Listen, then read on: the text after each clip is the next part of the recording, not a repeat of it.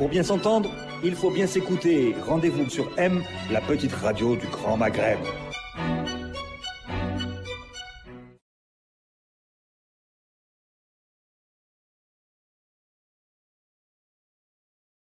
Mohamed Karrou, bienvenue à Radio M. Merci. Vous êtes professeur de sciences politiques à la faculté de droit et des sciences politiques de Tunis.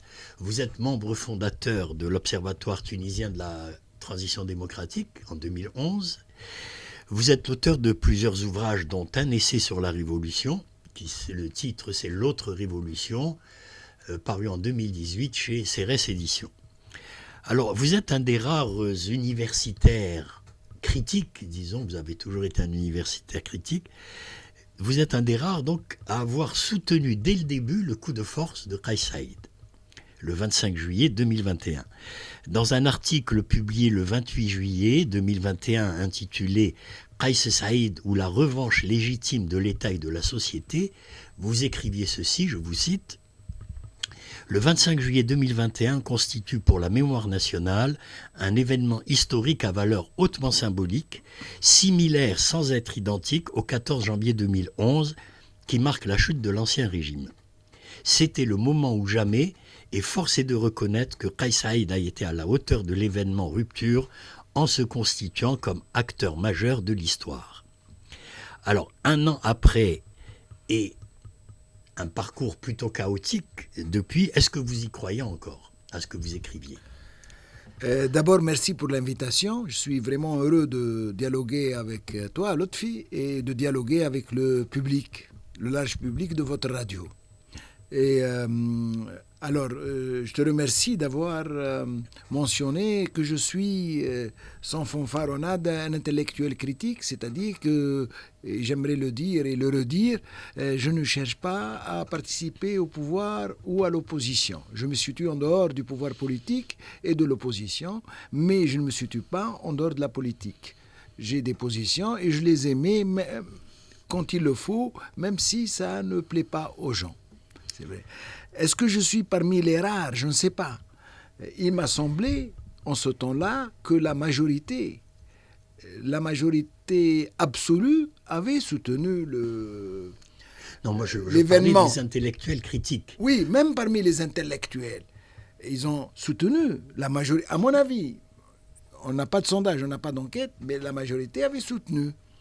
Et d'autant plus que la majorité, en dehors des intellectuels, des catégories, disons, moyennes ou bien des catégories déclassées ou autres, je ne sais pas comment on les appelle, ce qu'on nomme, entre guillemets, le peuple. Même si cette notion, on pourra en parler, est une notion mobile et puis floue, pas précise, au contour pas précis, avait soutenu le processus. Pourquoi ? Pour, à mon avis, deux raisons. La première, c'est que les 11 dernières années ont été très mal vécues, sur tous les plans, sur le plan politique, sur le plan économique, sur le plan social et surtout sur le plan moral.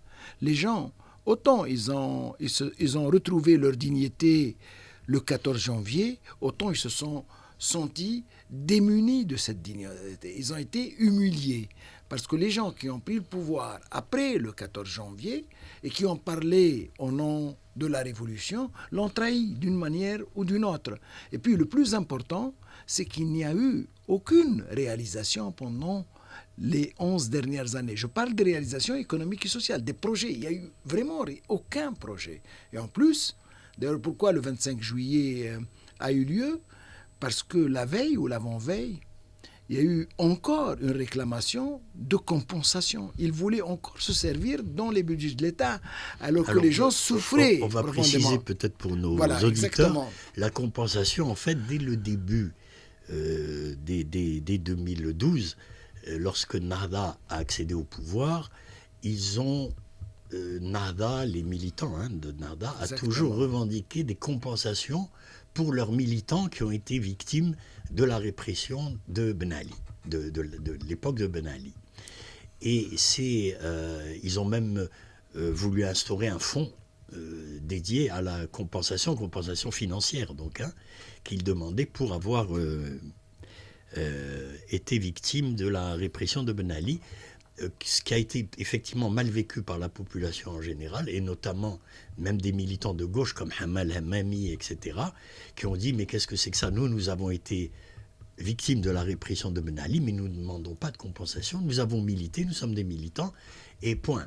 Et Nahda, c'est vrai a beaucoup insisté là-dessus. Et la veille même du 25 juillet, il voulait encore des compensations. Donc ça, c'est la première raison, c'est-à-dire, c'est ce que j'ai appelé dans cet article, la revanche de l'État et de la société. L'État et la société tunisienne, l'État tunisien ont été malmenés par 11 années de gouvernance, de malgouvernance. Donc, ils ont répondu à cette malgouvernance en récupérant ce qui restait de l'État et ce qui restait de la société. Ça, c'est la première raison. Deuxième raison qui est importante, c'est que un des grands problèmes de ce pays, et je pense que c'est la même chose dans les autres pays du Maghreb et même dans ce qu'on appelle les sociétés arabes et musulmanes, c'est la césure entre les intellectuels et les autres. Entre les intellectuels et le peuple. C'est un des grands problèmes sur lesquels... Les intellectuels ou bien les élites ? Non, l'ensemble des élites, mais particulièrement des intellectuels, qui sont en rupture avec leur société. Dans quelle mesure ils sont en rupture ? Ils tiennent un discours qui ne correspond pas aux attentes et aux aspirations des autres. Et puis, ils ne connaissent pas le terrain. L'un des problèmes de ces intellectuels, c'est qu'ils restent théoriques, confinés dans leur bureau, confinés avec leurs livres, et ils ne vont pas sur le terrain. Oui, quand on va sur le terrain... Ça n'est pas par définition le rôle ou la nature d'un intellectuel que d'être effectivement un intellectuel, d'être dans ses livres, d'être dans ses discours, de produire de la théorie et de ne pas être, c'est pas un militant sur le terrain. Non, il ne s'agit pas de militantisme, je ne suis pas militant. Non, mais d'aller sur le terrain, d'écouter les gens, d'avoir cette humilité d'écouter les gens, de respecter le peuple. Or, les intellectuels que nous avons, dans leur grande majorité, méprisent le peuple. Ils ont un rapport de mépris, ils les considèrent comme ignorants, comme non sachant de la politique, et ils veulent leur dire ce qu'il faut faire. C'est un des grands problèmes, et je considère que c'est là peut-être le plus grand problème historique. Ça ne commence pas maintenant, ça commence déjà au 19e siècle. Et en fin de compte, les intellectuels sont des fondamentalistes sur ce plan-là, et puis ils renouent avec l'image du alim, du savant, qui méprise le peuple. Encore que ce savant qui méprise le peuple était à l'écoute des sons de cloche populaires. Il y a une césure profonde sur laquelle on n'a pas encore bien réfléchi. Tu me dis que c'est le propre d'intellectuel de produire de la théorie, mais pas une théorie déconnectée de la réalité. Or, quand nous voyons ce qui se passe dans le pays, et c'est un des livres que j'ai produit, le dernier, sur l'oasis de Jemna.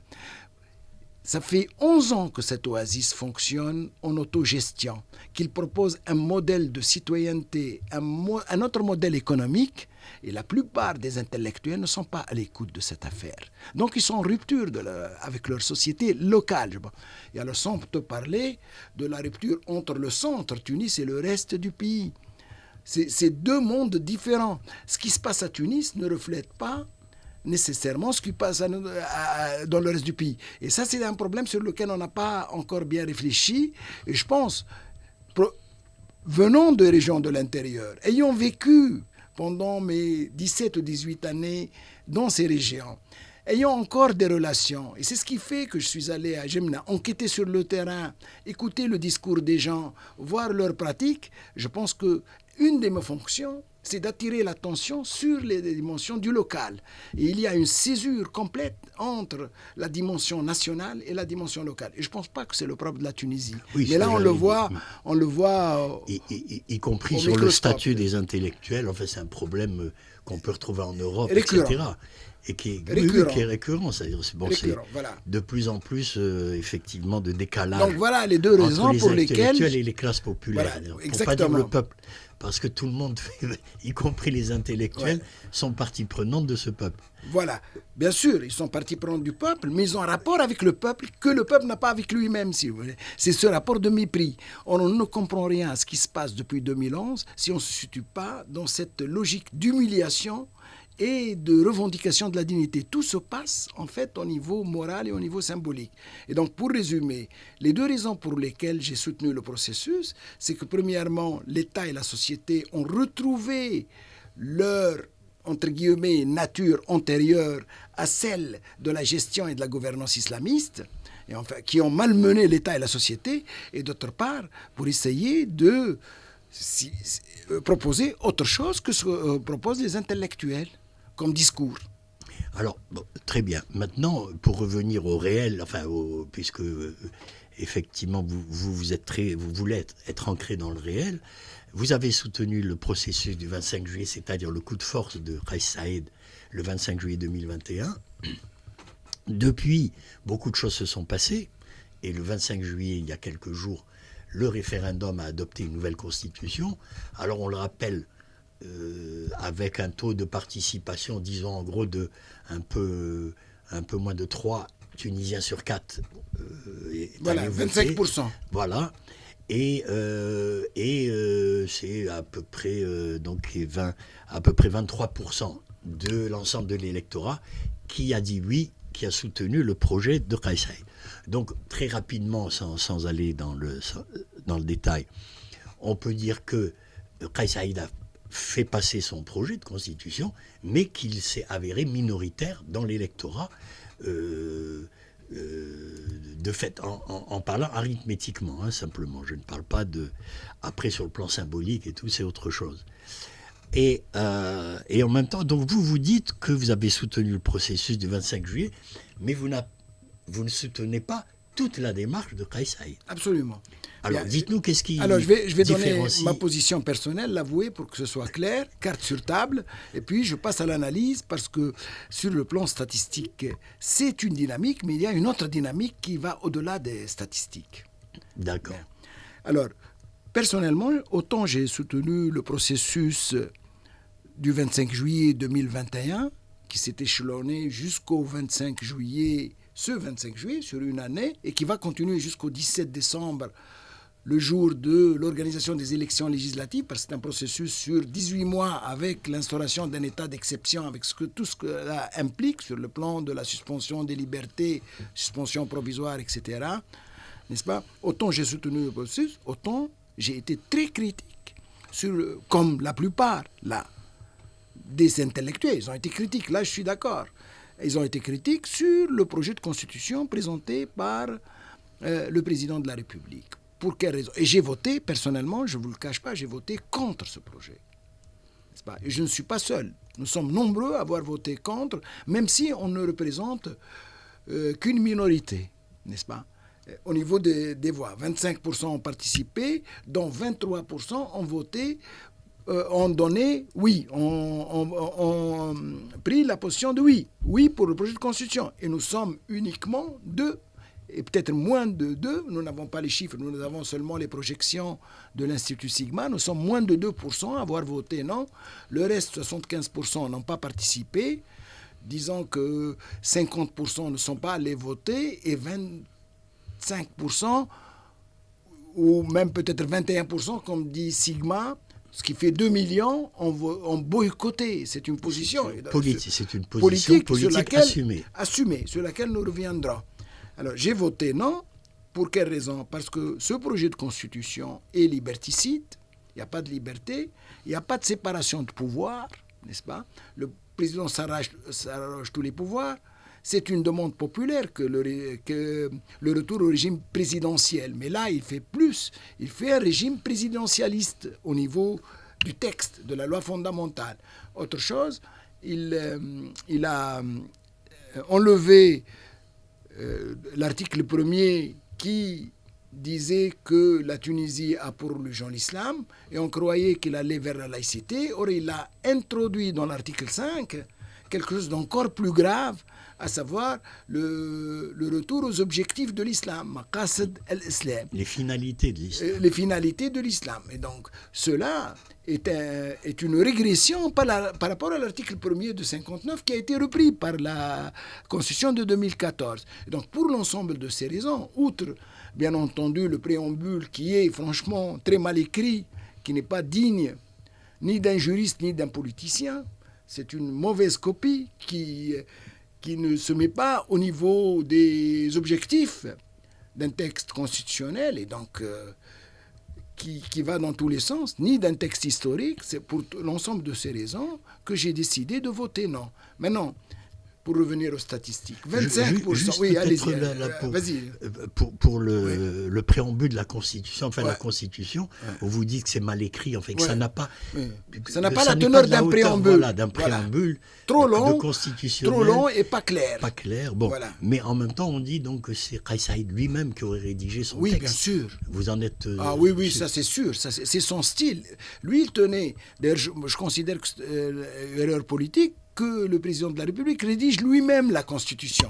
En principe, il confie cela. Et il a confié cela à une commission qui lui a proposé un bon texte qu'il a rejeté. D'ailleurs, aussi, cet élément est important. Il l'a rejeté. Ils lui ont proposé un texte le 20 juin, n'est-ce pas, qu'il a rejeté. Il a mis 10 jours pour écrire un texte, donc dans des circonstances de pression et un laps de temps très court, pour nous proposer un texte le 30 juin qui laisse à désirer. Et en plus, il va encore plus loin. Le 8 juillet, il propose des amendements et c'est 46 fautes dans le texte. C'est vous dire que le texte, c'est lui-même qui l'a écrit, sans même le soumettre à ses conseillers, et qu'il est plein de fautes, et qu'il a rattrapé. Et donc, tout ce cafouillage-là... Donc, oui, alors ce cafouillage, disons qu'en gros, c'est de la médiocrité au sens... donc niveau faible, comme vous disiez. Bon, je ne veux pas qualifier, je ne veux pas aller quand jusque-là. je dis médiocrité au sens simplement, c'est l'ensemble du processus, disons, de la manière. Voilà. Dont le ça processus passé, est improvisé, amateur, pas professionnel, et aux conséquences désastreuses au niveau juridique, et au niveau politique et au niveau symbolique. Très bien. Alors, donc, on revient à... Donc, effectivement, la mouture proposée n'est pas du niveau. Elle est en deçà des attentes et des aspirations. Maintenant, si on revient aux statistiques... Voilà. Alors, allez-y. Oui, alors, les statistiques. Nous avons les chiffres proposés par l'instance indépendante des élections, qui s'appelle l'ISI. Elle nous a proposé depuis le 25 juillet, n'est-ce pas, date d'anniversaire du coup de force du président, et qu'il tenait sur le plan symbolique à célébrer par la proclamation des résultats du référendum qu'il a proposé, et qui est un référendum plébiscite de sa personne plus que du texte, n'est-ce pas. Elle nous a donné les résultats. À savoir 94,6 qui ont voté oui pour le président. Alors, et nous avons des chiffres également d'un institut de sondage qui s'appelle l'Institut Sigma, qui nous donne des chiffres similaires, pas exacts, mais à 2-3 points près. Disons que c'est des chiffres similaires. Bien. Et qui nous donne des détails. Qu'est-ce qu'il nous donne comme détail? Il nous donne des détails, à savoir que 25% seulement des 9 millions, de plus de 9 millions inscrits ont voté. Soit oui, majoritairement, très majoritairement oui, avec, comme je l'ai dit, une faible minorité, non. Et que pour le reste, nous avons 75% qui n'ont pas voté, nous avons 21% qui ont boycotté. Bien, qu'est-ce qui reste? À peu près 50% qui ne sont pas allés. Là, il est difficile de dire que le président a perdu sa base. Il est difficile. Et il est difficile d'affirmer que parmi les 50% qui ne sont pas allés, pour des raisons diverses, liées aux vacances, liées à la canicule, liées à l'indifférence, et liées surtout, à mon avis, au cafouillage dont on a parlé. Ils ne sont pas allés parce qu'ils ne comprenaient pas le processus. On ne leur a pas expliqué, il n'y a pas eu une sensibilisation. Le président n'est pas sorti pour dire qu'est-ce qu'il proposait. Il est sorti à une ou deux occasions. Donc il y a un problème au niveau de la politique de communication. Et ça, c'est l'un des grands problèmes, et peut-être le problème numéro 1 de la présidence de la République en Tunisie. Elle n'a pas de politique de communication. Elle a des contacts directs, lui, en tant que personne, il a des contacts directs avec le peuple, mais il n'y a pas une politique de communication. Et elle reste à corriger. Alors, parmi les 50%, ça ne veut pas dire qu'il n'a pas de soutien parmi les 50%. Je pense que le président de la République est réellement populaire. De toute façon, c'est le personnage politique le plus populaire. Et c'est le seul c'est pas parce qu'il est président qu'il peut circuler librement, sans être dégagé. Vous savez, le dégagisme est la musique la plus importante de l'après 2011. C'est le seul. Donc, à mon avis, il reste populaire. Pourquoi il reste populaire? Et c'est pourquoi, même en votant non, je continue de soutenir le processus du 25 juillet. Et pour 2 raisons là aussi. Première raison, c'est qu'il n'y a pas d'alternative au président. Aucune alternative n'est viable. Personne ne présente un discours cohérent d'alternative. Regardez maintenant une partie de l'opposition qui appelle à la démission du président. Mais c'est vraiment une demande surréaliste qui est déconnectée de la réalité. Non seulement il ne démissionnera pas, mais il a la même légitimité à peu près que celle des élections présidentielles de 2018, à savoir 2 700 000 voix. Là, il vient d'avoir autour de 2 600 000 voix. Sans compter, c'est pourquoi il ne faut pas s'arrêter aux statistiques, sans compter ses soutiens parmi les gens qui ne sont pas allés voter. Parce que les gens qui ne sont pas allés voter, c'est en fonction du texte proposé. Mais le président n'a pas qu'un texte à proposer. Il a toute une vision. D'ailleurs, la preuve, hier soir, il a demandé au chef du gouvernement de préparer le code électoral. À mon avis, il va également préparer une nouvelle loi sur les partis politiques, sur les associations et les partis politiques. Il va organiser des élections législatives. Et dans les élections législatives, il y a 2 chambres. Il y a une chambre des représentants du peuple, des élus, et il y a une autre chambre des régions et des gouvernorats. Donc c'est tout un projet. Et des gens le soutiennent. Pas seulement, j'ajoute, c'est le dernier point, pas seulement pour le projet, pour sa personne qui est atypique et dont nous pouvons parler. Bon, alors là, moi, sur les personnes qui ne sont pas allées voter, vous dites qu'il y a certainement des personnes qui le soutiennent, qui ne sont pas allées voter parce qu'elles ont mal compris ce qu'on leur proposait. Ouais. En même temps, parmi les probablement, majoritairement parmi les personnes qui ne sont pas allées voter, il faut dire qu'il n'y a pas d'adhésion réelle à son projet. Sinon, les gens quand même auraient fait l'effort d'y aller. S'il y avait une véritable adhésion au projet de Kais Saïed, ils auraient quand même fait l'effort d'y aller. Après tout, dire voter pour lui, pas pour le texte de la Constitution, mais pour la personne. Parce que c'est un référendum plébiscite, vous l'avez dit tout à l'heure, c'est pas vraiment un référendum pour adopter une Constitution, mais c'est plus pour adouber le personnage de Kais Saïed en tant que chef, en tant que zaïm, comme on dit chez nous. Donc, ce qui donne, dans le meilleur des cas, on a une Tunisie divisée. En gros, on aurait du 50% qui soutiendraient peu ou prou Kais Saïed et 50% qui n'adhèrent pas du tout à son projet. Je ne suis pas sûr de ces chiffres. Bon, moi, je ne sais pas, je dis... Oui, voilà, je ne suis pas sûr que ce soit divisé... Non, mais en gros, quand je dis... Elle est divisée, oui, mais pas avec 50%, 50%. Bon. Pourquoi? Et c'est ça la force de ce que j'appelle la sagesse populaire. C'est-à-dire qu'ils font avec... Ce n'est pas la personne de Kais Saïed. Ils font avec ce qui est sur la table, avec ce qui est possible. C'est-à-dire aujourd'hui, si une grande majorité, à mon avis c'est une grande majorité qui le soutient, c'est parce qu'il n'y a personne en face de lui à soutenir, n'est-ce pas? D'ailleurs, dans le vote de 2018, où il a obtenu une majorité de 70%, même 72%, 2019, les élections présidentielles de 2019, les gens l'ont soutenu, une grande partie des gens l'ont soutenu, pour ne pas soutenir son concurrent Nabil Karoui. Voilà. Donc c'est un vote sanction. Là aussi, le vote sanction peut encore fonctionner, parce qu'il n'y a personne. Et alors, l'autre idée qui est importante de la sagesse populaire, c'est qu'elle préfère faire avec Kais Saïed plutôt qu'avec le chaos. Parce qu'à part Kais Saïed, en fait, ce n'est pas le danger islamiste dont ils ont peur, parce qu'ils savent que l'islam politique est cassé. Et à mon avis, cassé à jamais au niveau du pouvoir, pas au niveau de la force politique du parti, qui va éclater également, qui est en train d'éclater. Non, mais en tant que projet de gouvernance, il a été exclu. À mon avis, il ne reviendra pas. Il a été écarté et d'une manière pacifique, c'est-à-dire sans violence meurtrière, sans effusion de sang.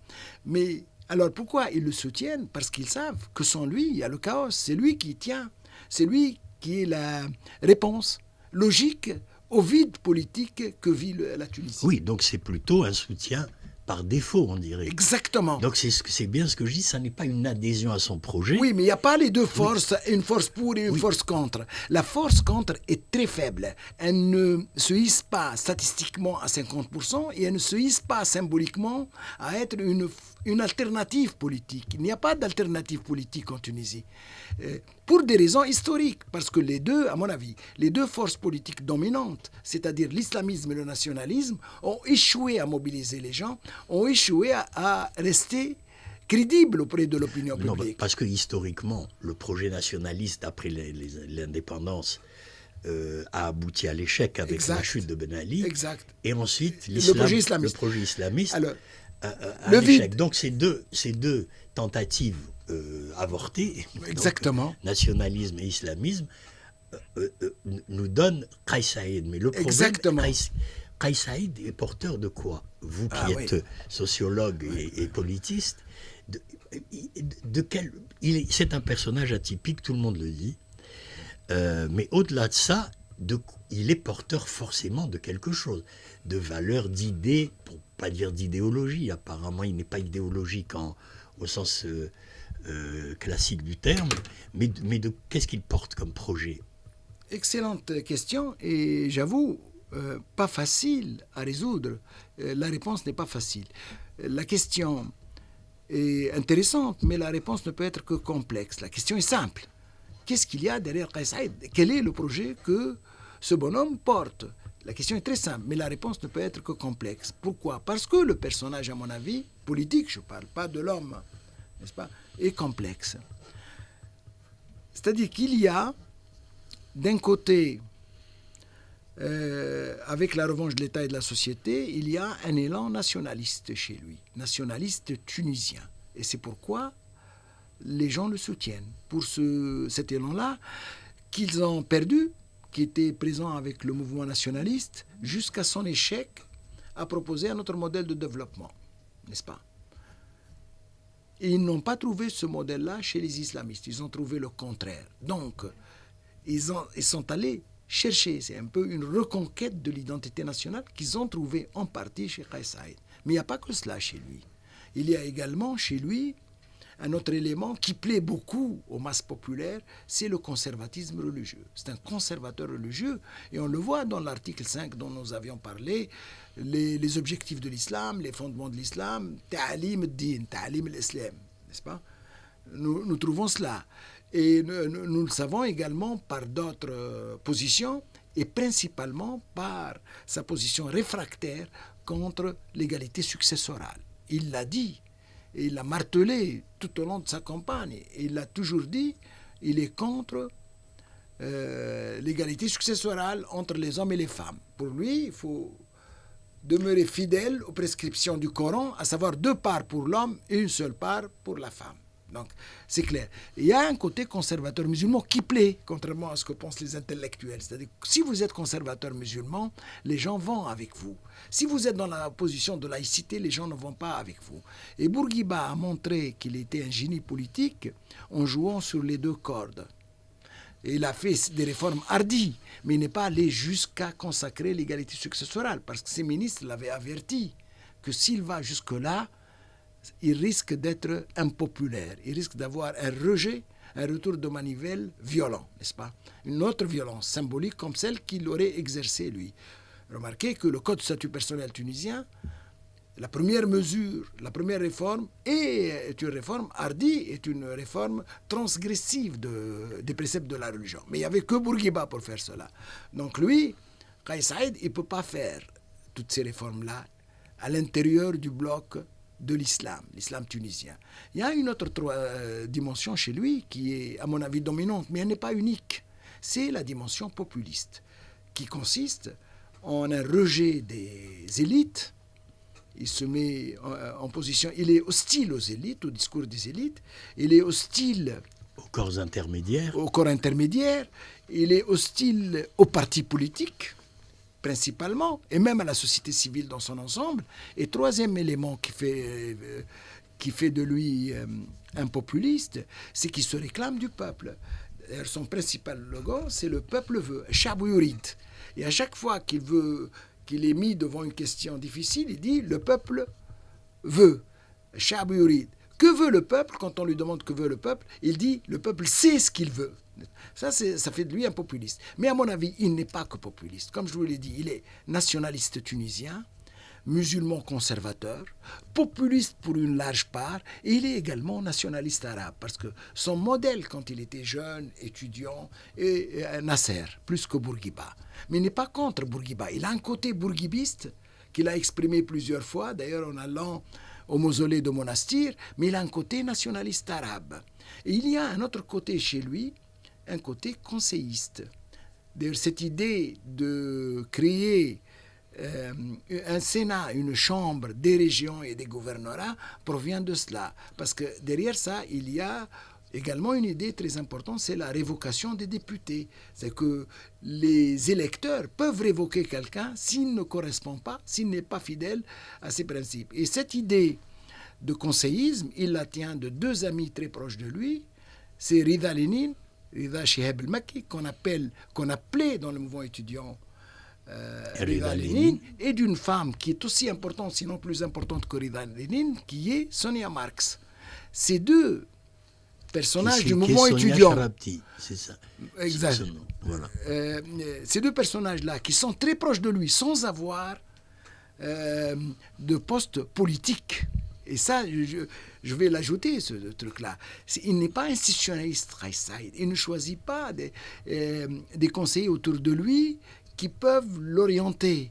Il est en dehors des institutions. Il est en dehors du fonctionnement institutionnel classique des présidents de la République, de Bourguiba, de Ben Ali, de tous les présidents dans le monde.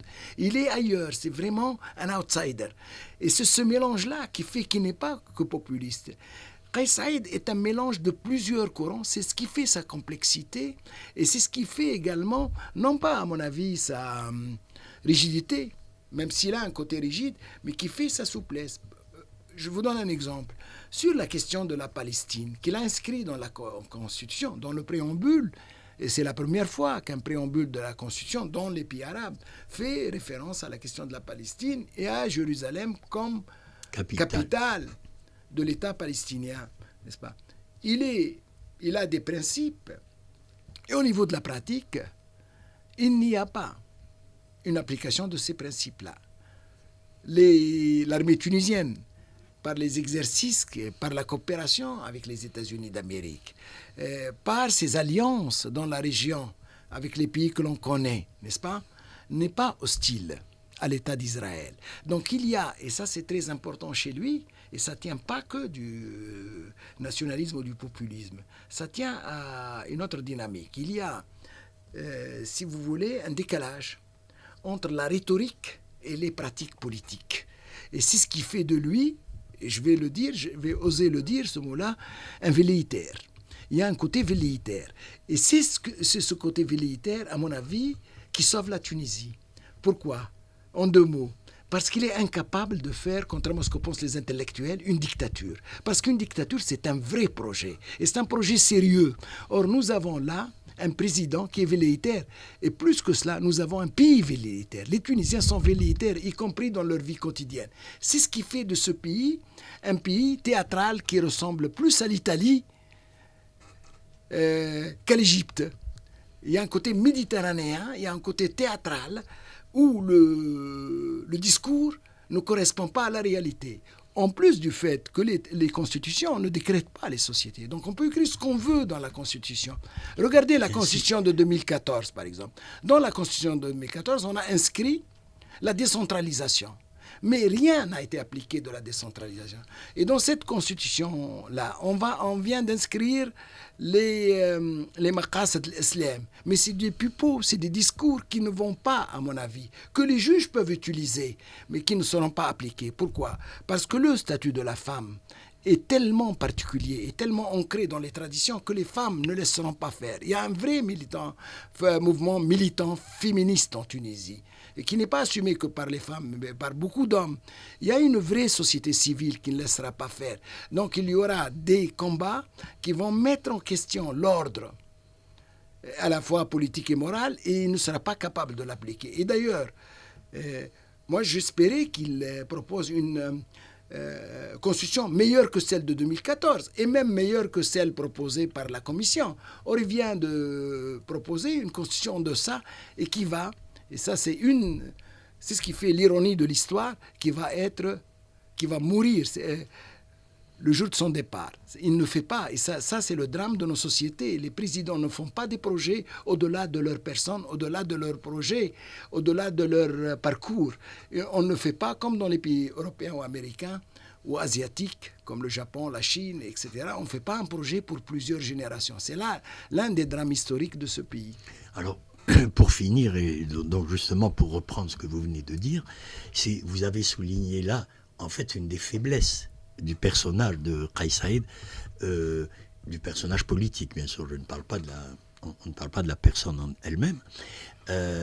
Alors, est-ce que comme vous dites, c'est un velléitaire, c'est-à-dire cette propension à penser qu'en faisant un décret-loi ou par un texte, la Constitution ou par les décrets-lois, puisqu'il gouverne par décret-loi depuis un an, on peut changer la réalité des choses. Or, ça n'est pas ça. Et apparemment, Kais Saïed a un rapport au réel qui est très distancié et il n'a pas les moyens de mettre en œuvre pratiquement tous les fantasmes ou tout l'édifice intellectuel qu'il porte, et qui est un édifice classique. Regardez, le 25, quand il est sorti à 1h30, comme Omar ibn Khattab sortait, n'est-ce pas? Il a ses sorties à l'avenue Bourguiba, classique, on l'attendait, mais pas à 1h30 du matin, il l'a fait.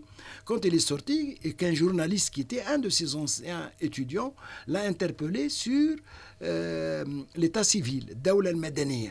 Il lui a dit, pourquoi vous l'avez enlevé? Et il a dit, parce que c'est une fiction. Elle n'existe pas. Là, il a raison, c'est une fiction. Mais il dit que l'État est une entité morale. Mais sa définition de l'État est dépassée. C'est une définition qui existait il y a 50 ans. Là, nous savons, grâce aux travaux de Bourdieu, que l'État n'est pas seulement une fiction juridique, c'est une fiction juridique et c'est une fiscalité. Bourdieu dit qu'elle est F au carré. Elle est fiction juridique et fiscalité. Lui, il l'oublie. D'ailleurs, il ne connaît rien à l'économie, rien à la fiscalité et rien à la société. Il est dans les textes. Et le bonheur de ce peuple, c'est qu'il ne reconnaît pas les textes. Il vit sa vie sans les textes. Alors, vous m'avez dit que c'est sa faiblesse. Oui, c'est sa fragilité, plus que faiblesse. Il est fragile. Il est fragile, mais il est fort. Il est fort d'une légitimité populaire et il est fort du vide politique dans ce pays. Et à mon avis, ce vide politique va durer. Et que lui, il ne lâchera pas le pouvoir, d'ailleurs. Donc ça, c'est clair qu'il il lâchera pas le pouvoir. Et il est soutenu non seulement par le peuple, par la majorité du peuple, mais il est soutenu par les forces de sécurité. Donc c'est un pouvoir, nous sommes revenus au pouvoir fort. Et d'ailleurs, cette tendance du pouvoir fort n'est pas qu'une tendance tunisienne, c'est une tendance mondiale qui s'inscrit dans la globalisation, qui a fragilisé les États. Et maintenant, les États essaient de revenir en force à leur place. Bien sûr qu'elles ne vont pas être capables de... Mais il va y avoir une tendance à rétablir la force de l'État. Et lui, il s'inscrit dans ce mouvement-là, avec donc à la fois des fragilités et des forces. C'est un personnage complexe, double, qui est mu par une double dynamique. Une dynamique de force, de légitimité populaire et d'une force matérielle de répression. Il n'hésitera pas à l'utiliser envers les mouvements sociaux. Et d'autre part, il est mu également par les fragilités constitutives et de sa pensée et de son projet utopique. Voilà le mot que je cherchais. C'est un utopiste aussi. C'est pourquoi ce n'est pas seulement un populiste qu'on voit dans les pays européens. Il a un côté utopique, rêveur, romantique, qui est en décalage avec la réalité. Mais la grande question qui va se poser, le grand défi qui va se poser pour lui à la rentrée, à partir de l'automne prochain, c'est la question économique et sociale. Parce que la Tunisie traverse une crise grave sur le plan financier et sur le plan économique. Et là, il est obligé de dialoguer avec la centrale syndicale, chose qu'il déteste, lui. Il n'aime pas dialoguer parce qu'il n'a pas confiance. Il est méfiant. Il a un côté personnel méfiant, de solitaire politique. Et en fin de compte, quand on réfléchit bien, et peut-être on va terminer sur ça, ce n'est pas un homme politique, Kais Saïed. Il a un côté homme politique et il a un côté qui n'est pas politique. Parce qu'un politique n'est pas seulement, ne tient pas à ce qui se passe aujourd'hui, mais il est dans la prospective, il est dans la prévision, il peut prévenir dans l'anticipation. Il ne prévoit rien, il ne tire pas de leçons de l'histoire, même s'il n'y a pas de leçons de l'histoire. C'est-à-dire que confronté demain à des émeutes, à des grèves, qu'est-ce qu'il va faire ? Que va devenir sa légitimité ? Là, nous voyons que ce n'est pas un politique. Et en fait, nous sommes dans le schéma chaldonien, où on recommence à zéro, où l'État ne se construit pas parce qu'il n'y a pas d'accumulation historique. Il y a à chaque fois, on repart de zéro et on fait un édifice qui s'écroule. Et c'est là le drame et de la Tunisie, et du Maghreb, et de ces pays-là qui sont appelés arabes et musulmans. Alors donc, pour terminer, juste en guise de conclusion, donc vous venez de nous faire une description tout à fait pertinente et intéressante donc et du personnage et de la situation. Quelle chance vous voyez pour Kais Saïd de construire son projet, si tant est que ça existe réellement, que c'est un projet utopique comme vous l'avez dit, qui n'a pas grand-chose à voir avec le réel. Comment il va fonctionner ? Est-ce que c'est viable dans le temps ? Non, je suis sceptique.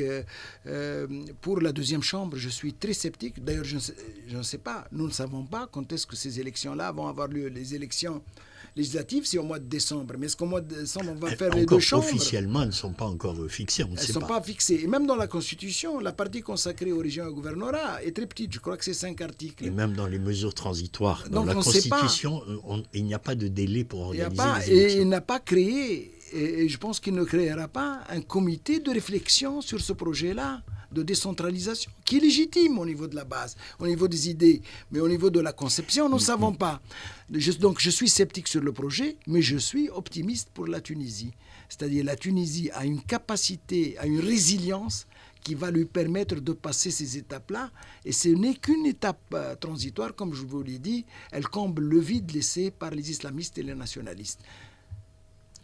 Très bien, merci beaucoup Mohamed Karrou. C'est moi qui te remercie. Je rappelle que vous êtes professeur de sciences politiques à l'Université de Tunis et que vous êtes une personnalité publique impliquée dans le débat public en Tunisie depuis des années. Merci beaucoup Mohamed Karrou et à bientôt sur Radio 1. Merci à toi de m'avoir donné cette occasion d'un échange que nous n'avons pas sur la place publique. Parce qu'un aussi des défauts de l'espace politique, c'est qu'il n'y a pas de véritable débat, de véritable échange, de véritable écoute et de véritable acceptation de l'altérité. Et j'ai beaucoup appris maintenant grâce à tes questions très pertinentes. Merci beaucoup, Mohamed. À bientôt. À bientôt, au revoir.